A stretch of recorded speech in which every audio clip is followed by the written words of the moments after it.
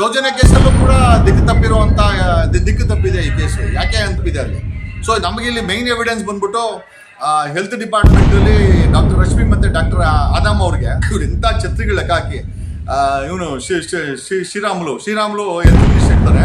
ಒಂದು ಫೈಲ್ ಸಾಕು ಈ ಕೇಸನ್ನ ರಿಓಪನ್ ಮಾಡ್ಲಿಕ್ಕೆ. ಈಗ ಸೌಜನ್ಯ ಕೇಸ್ ಒಂದ್ ಕಡೆ ನಡೀತಾನೆ ಇತ್ತು, ಒಂದು 13 ವರ್ಷ ನಡೀತಾನೆ ಇತ್ತು. ಈ ಭೀಮನ್ ಕೇಸ್ ಅಲ್ಲಿ ಮರ್ಜ್ ಆಗಿ ಧರ್ಮಸ್ಥಳಕ್ಕೆ ಇರುವಂತ ಒಂದು ಕಳಂಕ ತೊಳೆದೋಯ್ತು ಅನ್ಸುತ್ತೆ ನಿಮ್ಗೆ? ಅಂದ್ರೆ ತುಂಬಾ ಜನ ಹಾಗೆ ಮಾತಾಡ್ಕೋತಾರೆ. ಅಂದ್ರೆ ಈ ಹಿಂದೆ ಧರ್ಮಸ್ಥಳದ ಮೇಲೆ ಒಂದು ಆಪಾದನೆ ಇತ್ತು, ಬಟ್ ಈಗ ಧರ್ಮಸ್ಥಳದ ಮೇಲೆ ಯಾವುದೇ ಅಪರಾಧ ಅಂದ್ರೆ ಆರೋಪ ಯಾವುದೂ ಇಲ್ಲ ಬಿಡಿ. ಧರ್ಮಸ್ಥಳದ ಮೇಲೆ ಅಲ್ಲಿರುವಂತ ದೈವತ್ವದ ಬಗ್ಗೆ ಯಾರು ಆರೋಪ ಮಾಡ್ತಾ ಇಲ್ಲ. ನಡೆದಿರೋ ಕ್ರೈಮ್ ಬಗ್ಗೆ ಮಾತಾಡ್ತಾ ಇದ್ರೆ ಹೊರತು ಇದನ್ನೇ ಹೇಳ್ತಾ ಇರೋದು.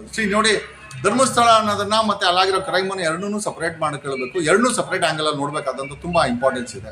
ನಾವು ಯಾವತ್ತೂ ಧರ್ಮಸ್ಥಳ ಬಗ್ಗೆ ಕೆಟ್ಟದ ಮಾತಾಡಿಲ್ಲ, ಅವಶ್ಯಕತೆನೂ ಇಲ್ಲ. ಅಲ್ಲಿ ನಡೆದಿರುವಂತ ಕ್ರೈಮ್ ಬಗ್ಗೆ ನಾವು ತನಿಖೆ ಆಗ್ಬೇಕು ಅಂತ ಹೇಳ್ತದ್ದು. ಸೌಜನ್ಯ ಕೇಸಲ್ಲೂ ಕೂಡ ದಿಕ್ಕು ತಪ್ಪಿದೆ ಈ ಕೇಸು. ಯಾಕೆ ಅಂತಂದ್ರೆ ಸೌಜನ್ಯ ಕೇಸಲ್ಲಿ ಇಲ್ಲಿವರೆಗೂ ಕೂಡ ಅಪೀಲ್ ಹಾಕಿಲ್ಲ ಪ್ರೈವೇಟ್ ಇನ್ವೆಸ್ಟಿಗೇಷನ್ಗೆ. ಓಕೆ, CBI ಆಯ್ತು.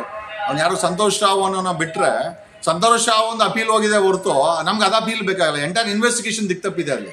ಸೊ ನಮಗೆ ಇಲ್ಲಿ ಮೈನ್ ಎವಿಡೆನ್ಸ್ ಬಂದ್ಬಿಟ್ಟು ಹೆಲ್ತ್ ಡಿಪಾರ್ಟ್ಮೆಂಟ್ ಅಲ್ಲಿ ಡಾಕ್ಟರ್ ರಶ್ಮಿ ಮತ್ತೆ ಡಾಕ್ಟರ್ ಆದಾಮ್ ಅವ್ರಿಗೆ CBI ರಾಜ್ಯ ಸರ್ಕಾರಕ್ಕೆ CBI ಹೇಳುತ್ತೆ ಅವ್ರ ಮೇಲೆ FIR ಮಾಡಿ ಅಂತ ಒಂದು ಸೀಕ್ರೆಟ್ ಲೆಟರ್ನ 2016-17 ಬರೀತದೆ.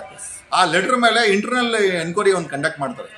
ಇವ್ರು ಇಂಥ ಛತ್ರಿಗಳು ಲೆಕ್ಕ ಹಾಕಿ ಇವನು ಶ್ರೀರಾಮುಲು ಹೆಲ್ತ್ ಮಿನಿಸ್ಟರ್ ಇರ್ತಾನೆ.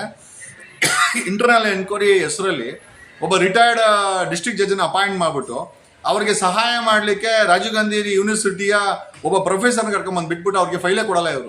ಅವರು ಪ್ರೊಫೆಸರ್ ನಮಗೆ ಫೈಲೇ ಕೊಟ್ಟಿಲ್ಲ ಅಂತ ಬರೆದುಬಿಟ್ಟು ಅವ್ರು ಕ್ಲೋಸ್ ಮಾಡ್ತಾರೆ. ಈ ಡಿಸ್ಟ್ರಿಕ್ಟ್ ಜಡ್ಜ್ ಯಾರನ್ನ ಅಪಾಯಿಂಟ್ ಮಾಡ್ತಾರೆ ಈ ತನಿಖೆ ಮಾಡೋಕ್ಕೆ, ಇದರಲ್ಲಿ ಯಾವುದು ಕೂಡ ಎವಿಡೆನ್ಸ್ಗಳಿಲ್ಲ, ಅವರನ್ನ ನಾವು FIR ಮಾಡಲಿಕ್ಕೆ ಅಂತೇಳಿ ಕೇಸನ್ನು ಇಡೀ ಕೇಸನ್ನು ಕ್ಲೋಸ್ ಮಾಡ್ತಾರೆ. 700 ರೂಪಾಯಿ ಪೇಜ್ ಇದೆ. ಸೊ ಅದ್ರಲ್ಲಿ ಕಂಪ್ಲೀಟ್ ಆಗಿ CBI ಒಂದಷ್ಟು ವಿಚಾರಗಳನ್ನ ಎತ್ತಿಡ್ತದೆ. ಸೌಜನ್ಯ ಬಲಗಾಯ ಮೇಲೆ ಒಂದು ಗಾಯ ಆಗಿರ್ತದೆ, ಅದರ ಬಗ್ಗೆ ಪೋಸ್ಟ್ ಮಾರ್ಟಮ್ ಅಲ್ಲಿ ರಿಪೋರ್ಟ್ ಇರಲ್ಲ. ಅವಳ ವ್ಯಾಕ್ಸಿನಲ್ ಅಬ್ಸರ್ವೇಷನ್ಸ್ ಬಗ್ಗೆ ಪೋಸ್ಟ್ ಮಾರ್ಟಮ್ ರಿಫ್ಲೆಕ್ಷನ್ಸ್ ಇರಲ್ಲ. ಇಡೀ ಪೋಸ್ಟ್ ಮಾರ್ಟಮ್ ವಿಡಿಯೋ ರೆಕಾರ್ಡ್ ಆಗಿರಲ್ಲ. ಸೊ ಇದನ್ನೆಲ್ಲ ನೋಡಿ ಪರ್ಪಸ್ಫುಲ್ ಆಗಿ ಡಿವೇಟ್ ಮಾಡೋಕ್ಕೋಸ್ಕರನೇ ಡಾಕ್ಟರ್ ರಶ್ಮಿ ಮತ್ತೆ ಡಾಕ್ಟರ್ ಆದಮ್ ಅವರು ಇದನ್ನ ಮಾಡಿದ್ದಾರೆ ಅಂತೇಳಿ ಆ ಲೆಟರ್ನ ಬರ್ತದೆ. ಆ ಲೆಟರ್ನ ಸೀರಿಯಸ್ ಆಗಿ ತಗೊಂಡು ಮಾಡಿದಿದ್ರು ರಾಜ್ಯ ಸರ್ಕಾರ. ಆವತ್ತಿನ ರಾಜ್ಯ ಸರ್ಕಾರ BJP ಇದ್ದಿದ್ದು, ಶ್ರೀರಾಮುಲು ಅದ್ರಲ್ಲಿ ಇದ್ದಿದ್ದು. ಕರೆಕ್ಟ್ ಆಗಿ ಅವರು CBI ಲೆಟರ್ ಮೇಲೆ ವೆರಿಫಿಕೇಶನ್ ಮಾಡಿ ಆರಾಮಾಗಿ FIR ಮಾಡಿ ಅವ್ರಿಬ್ಬರನ್ನ ಪ್ರಾಸಿಕ್ಯೂಟ್ ಮಾಡಬೇಕಾಗಿತ್ತು. ಬಟ್ ಅವ್ರನ್ನ ಪ್ರಾಸಿಕ್ಯೂಟ್ ಮಾಡೋದ್ ಬದಲು ಅವ್ರನ್ನ ರಕ್ಷಣೆ ಮಾಡುವಂತ ಕೆಲಸ ಅಂದಿನ BJP ಸರ್ಕಾರ ಮಾಡಿದೆ. ಬಟ್ ಈಗ ಆಪ್ಷನ್ಸ್ ಇದೆ, ಸೌಜನ್ಯ ಕುಟುಂಬದವ್ರ ಹತ್ರ ಆಪ್ಷನ್ಸ್ ಇದೆ. 100% ಈಗ ಅದೇ ಹೆಲ್ತ್ ಡಿಪಾರ್ಟ್ಮೆಂಟ್ ಶ್ರೀರಾಮುಲು ಇದ್ದಂತ ಹೆಲ್ತ್ ಡಿಪಾರ್ಟ್ಮೆಂಟ್ ಅಲ್ಲಿ ಐ ಥಿಂಕ್ ದಿನೇಶ್ ಗುಂಡೂರಾವ್ ಕೂತಿದ್ದಾರೆ. ಫೈಲ್ ತಗೊಳ್ಳಿದ್ದ ಫೈಲ್ ಮೊನ್ನೆ ಪಬ್ಲಿಕೇಶನ್ಸ್ ಮಾಡಿತ್ತು. ಸುಮಾರು ಐ ಥಿಂಕ್ ಒಂದು 20-25 ಪೇಜ್ ಫೈಲು ಆ ಕಾಪಿನ ತಗೊಂಡು 700 ಪೇಜ್ ಕಾಪಿನ ತಗೊಂಡು ಡಿಟೇಲ್ ಪಬ್ಲಿಕೇಶನ್ ಮಾಡಿತ್ತು. ದಿ ಫೈಲ್ ಪಬ್ಲಿಕೇಶನ್ ಮಾಡಿದ್ರೆ ನಾನು ನೋಡಿದ್ಮೇಲೆ ನಾನು ಕೂಡ RD ಅಪ್ಲೈ ಮಾಡಿ ನಾನು ಕೂಡ ಅದನ್ನ ಕಾಪೀಸ್ ಅನ್ನ ತಗೊಂಡಿದ್ದೀನಿ. ಸೊ ನಾನು ಹೇಳೋದೇನು ಅಂತಂದ್ರೆ ಅದೊಂದು ಫೈಲ್ ಸಾಕು ಈ ಕೇಸನ್ನ ರಿಓಪನ್ ಮಾಡ್ಲಿಕ್ಕೆ. CBI ಬರ್ದಿರೋಂಥ ಲೆಟರ್ ಏನಿದೆ ಅದ್ರ ಮೇಲೆ ಡೆವಲಪ್ ಆಗಿರೋ ಡಿಪಾರ್ಟ್ಮೆಂಟಲ್ ಎನ್ಕ್ವೈರಿ ಇದೆ. ಒಂದು 700 ಪೇಜ್ ಡಾಕ್ಯುಮೆಂಟ್ ಇದೆ. ಆ 700 ಪೇಜ್ ಡಾಕ್ಯುಮೆಂಟ್ ಅನ್ನ ಹಾಕಿ ಹೈಕೋರ್ಟ್ಗೆ ಮನವಿ ಮಾಡ್ಕೊಂಡ್ರೆ, ನೋಡಿ ಸ್ವಾಮಿ, CBI ಹೇಳಿದೆ ಒಬ್ಬ ಪೋಸ್ಟ್ ಮಾರ್ಟಮ್ ರಿಪೋರ್ಟ್ ಈ ತರ ದಿಕ್ತಪ್ಪಿದೆ ಅಂತ.